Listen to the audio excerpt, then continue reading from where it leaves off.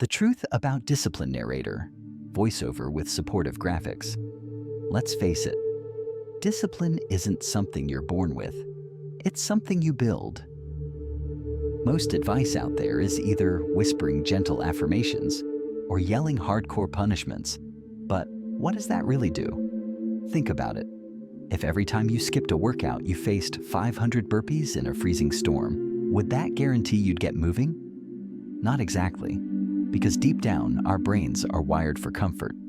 Our minds choose the easy path, the one with the least resistance. Narrator, smiling wryly. That's why we need to flip the script. Instead of willing yourself into submission, let's design a world where not doing what you know you should is just unbearably inconvenient. Imagine having a life so structured that every misstep is met with a tiny but persistent nudge back on track. Designing your environment for success. Narrator, energetically. Step 1. Lazy-proof your environment. When you want to wake up early, don't leave your alarm within easy reach. Place it across the room near a glass of water. Suddenly, turning that snooze into a reason to drink water and actually get out of bed becomes the obvious choice. Now, picture this. You're working from home, but every time you're tempted to dive into a YouTube rabbit hole, you've already banished your distractions. Leave your phone in another room, lock social media behind a stubborn password, and suddenly, focus feels like the only viable option. Narrator with a touch of humor. No more just 5 more minutes excuse. Your environment will be so set up that procrastination becomes an awkward mistake you simply can't afford. Harnessing the power of consequences. Narrator, voiceover as animated graphics illustrate loss aversion. Humans are strangely motivated by loss. It's called loss aversion in behavioral psychology. What if every time you skipped a gym session, you had to pay a penalty, a small fee that adds up quickly? Suddenly, the thought of losing money is far more painful than the temporary discomfort of a workout. Here's a real-life twist. Think about that friend who always follows through because they've publicly committed to a goal. When you know people are counting on you, backing out just doesn't feel right.